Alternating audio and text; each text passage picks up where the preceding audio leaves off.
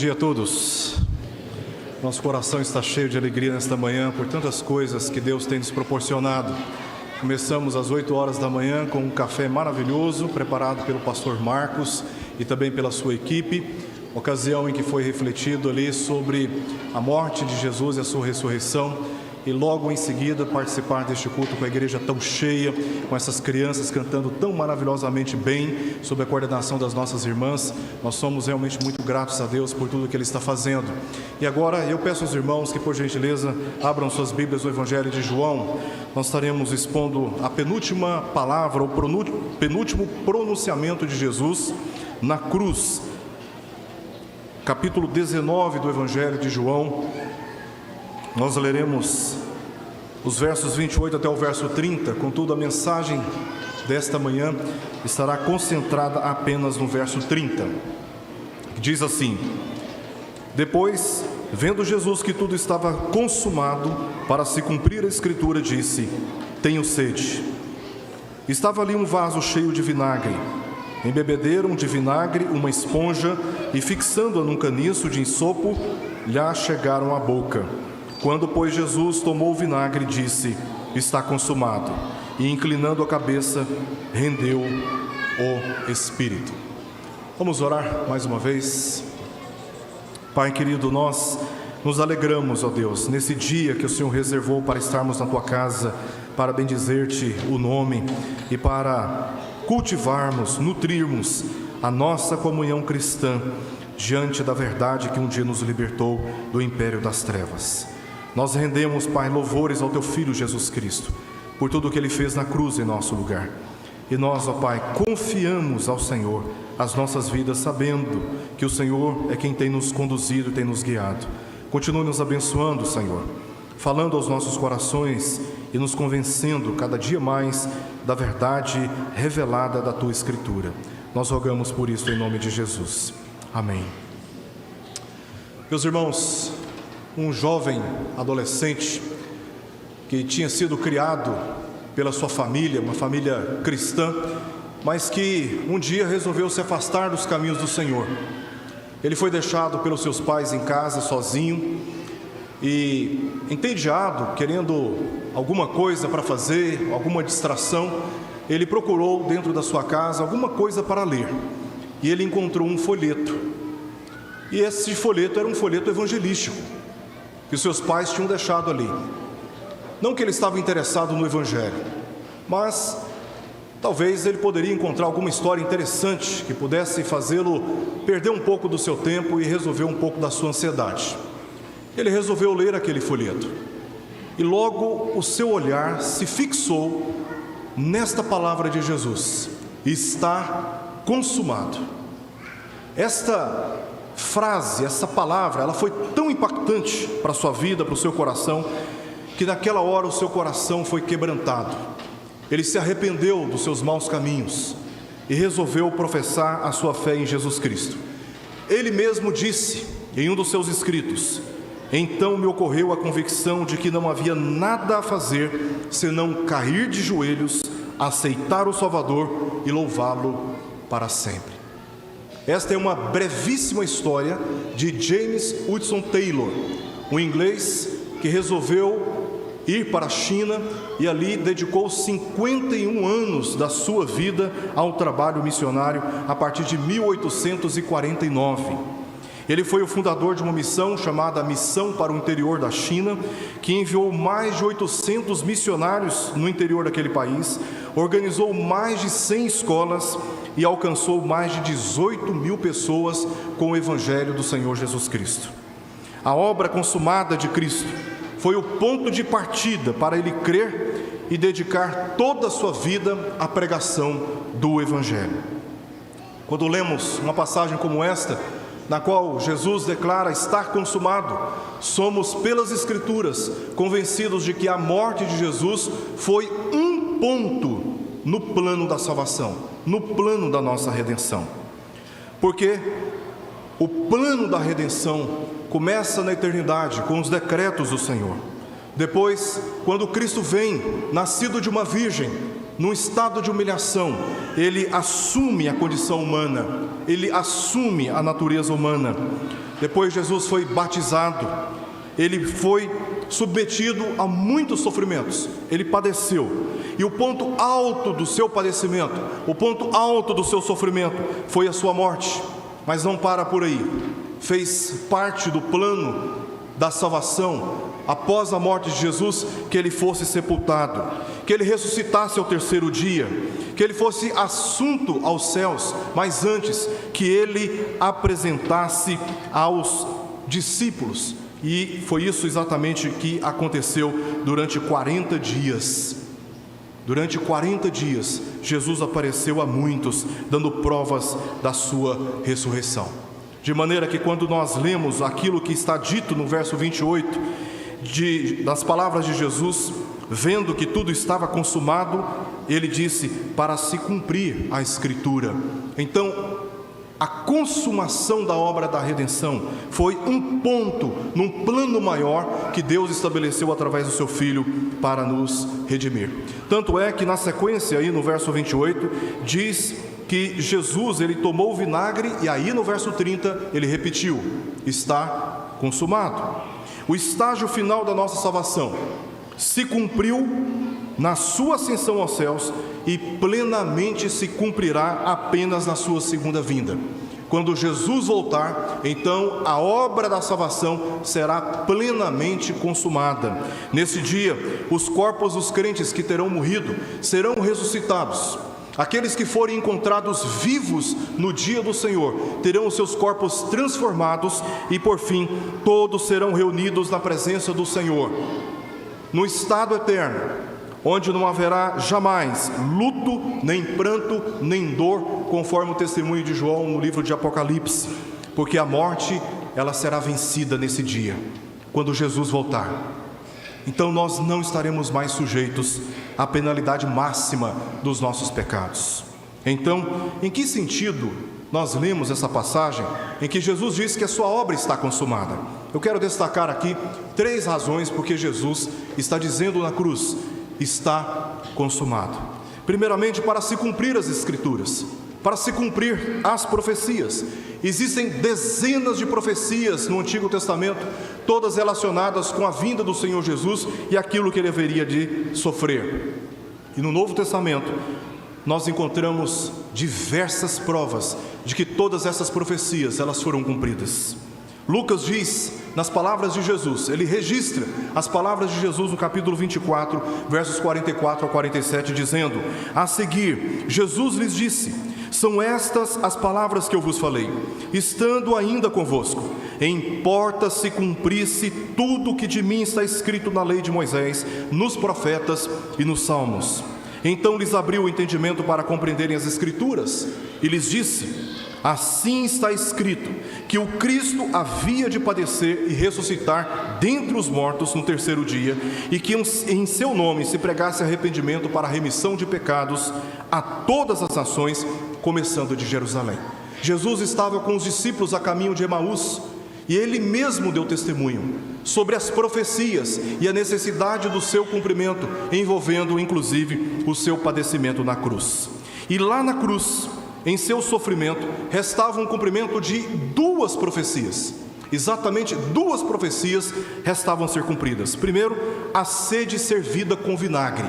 É isso que está registrado nos versos 28 ao verso 29. Ele diz no verso 28, está consumado. E ele mesmo diz, para se cumprir a Escritura, ele disse, tenho sede. Então no verso 29, ele foi servido por um vinagre. Esta era uma profecia que restava a ser cumprida naquele momento da crucificação. Profecia essa que nós lemos em Salmo, no livro dos Salmos, número 22, verso 15, e também no Salmo de número 69, verso 21. E esta profecia se cumpre ali. A última profecia relacionada com o sofrimento de Jesus, que restava a se cumprir naquele momento, era a sua morte. E aí nós lemos o verso 30, quando pois Jesus tomou o vinagre e disse, está consumado. Veja que Jesus cita 2 vezes, está consumado, porque cada uma desses pronunciamentos estava relacionado com uma profecia. E depois que ele deu esse grito, está consumado, inclinou a cabeça e rendeu o espírito. Aí encerrou o cumprimento das profecias relacionadas com seu estágio de humilhação e de sofrimento. Então, primeiramente, Jesus disse: está consumado, para se cumprir as profecias relacionadas com o seu sofrimento. Em segundo lugar, Jesus disse: está consumado, relacionado com o pagamento da nossa dívida, a dívida do nosso pecado. O verbo consumar aqui, no grego, significa simplesmente terminar, pagar ou realizar. É isso que Jesus está dizendo: está pago, está realizado, está concluído. Na casa de Zaqueu, Jesus disse que ele veio buscar e salvar o perdido. Lucas capítulo 19, verso 10. Assim como um pastor que deixa as suas 99 ovelhas no aprisco e sai em busca daquela que se perdeu até encontrá-la. E quando ele a encontra, ele volta alegre, jubiloso, por ter encontrado e salvo a sua ovelha perdida. E foi exatamente isso que Jesus veio fazer no mundo. Ele veio se entregar por nós, para sofrer a pena pelo nosso pecado, em nosso lugar, para que na sua morte a dívida que nós geramos com os nossos pecados fosse paga. E então nós, que não poderíamos pagar essa dívida, fôssemos declarados livres dela, livres da condenação, livres da culpa, completamente justificados na presença do Senhor. Meus irmãos, a teologia bíblica revela que todos os tipos de redenção foram cumpridos em Cristo.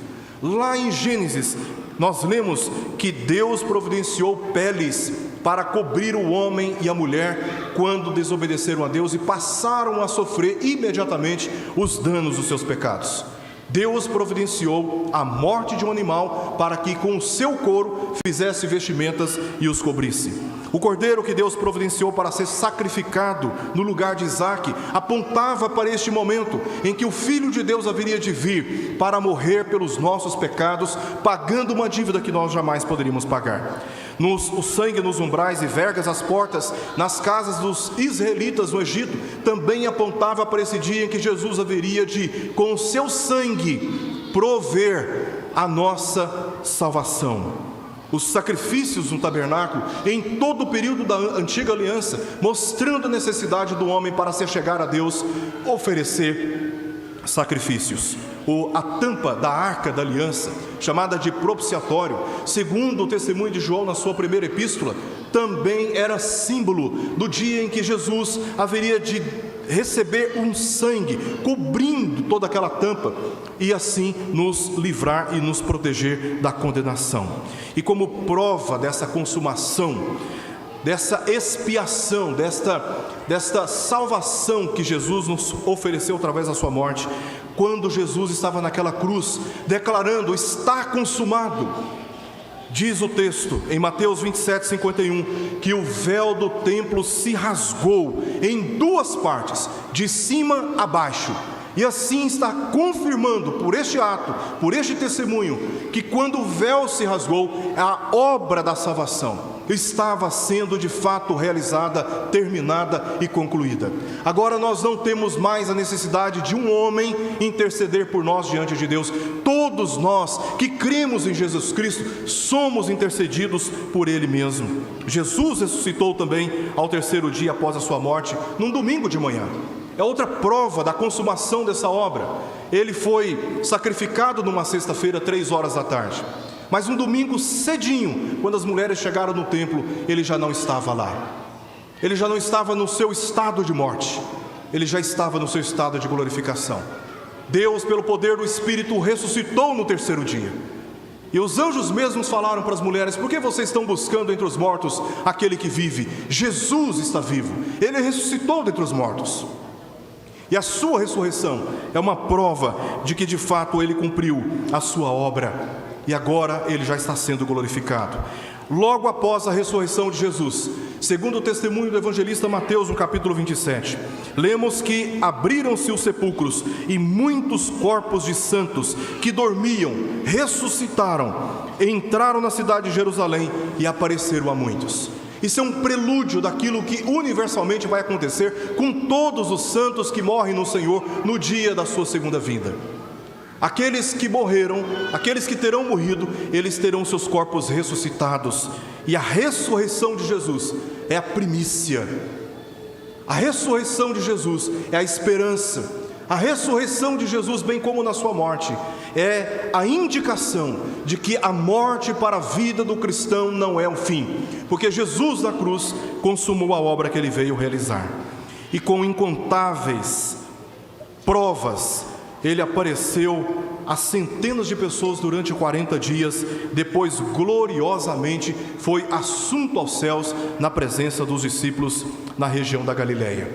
Em Gênesis, em último lugar, capítulo 3, verso 15, lemos que a obra consumada de Jesus, quando ele disse está consumado, foi para se cumprir as profecias quanto ao seu sofrimento na cruz.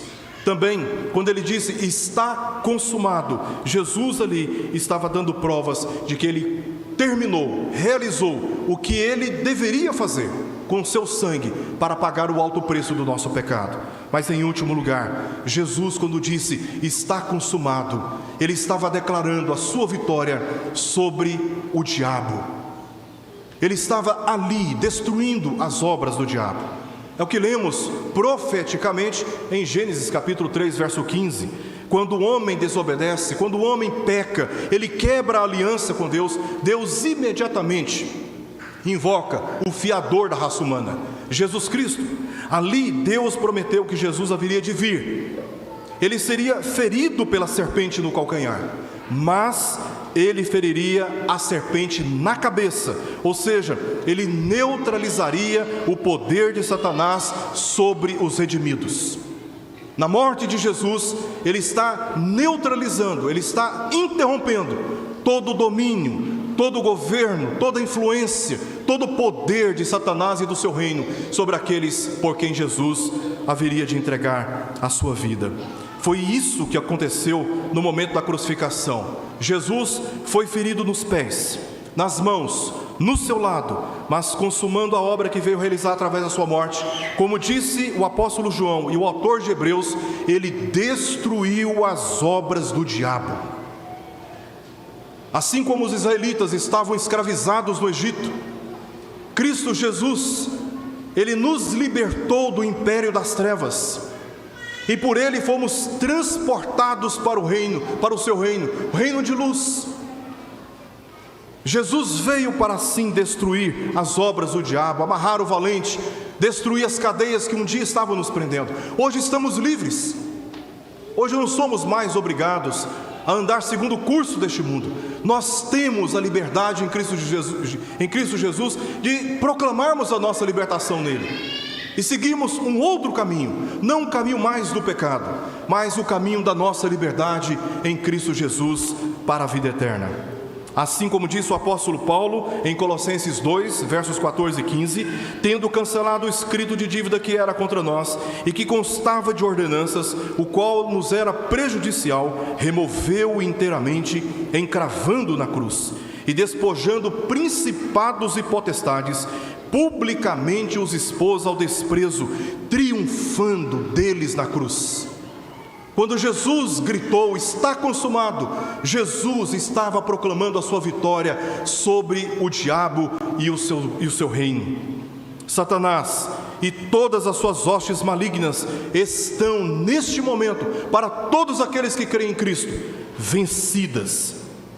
Embora tenham poder para tentar os crentes, provocar os crentes, não tem mais poder para acusarem, não tem mais poder para manterem aprisionados os filhos de Deus. E eu quero terminar trazendo uma única reflexão para todos nós aqui, com base nessa passagem que nós lemos.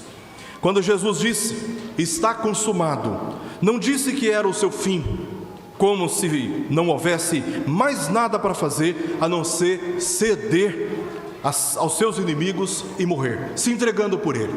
Não foi um grito de desespero de alguém que estava se vendo impotente diante das forças das trevas que estavam se manifestando ali, tanto pela natureza como também pelos homens que o estavam crucificando e o insultando na cruz. Muito pelo contrário, o seu grito na cruz não foi o grito de um homem derrotado e moribundo. mas o grito triunfante daquele que veio como cordeiro para ser sacrificado, mas que rugiu como leão na cruz, cujo som ainda ecoa nos céus, ainda ecoa no inferno, através dos séculos, declarando a sua eterna vitória e de todos aqueles que nele creem. Esse grito ainda ecoa aos nossos ouvidos: está consumado. Foi diante desta verdade que Hudson Taylor disse que não havia nada para fazer, senão cair de joelhos, aceitar o Salvador e louvá-lo para sempre. Porque toda a prova do amor e da justiça de Deus se manifestou na cruz em nosso favor. Está consumado.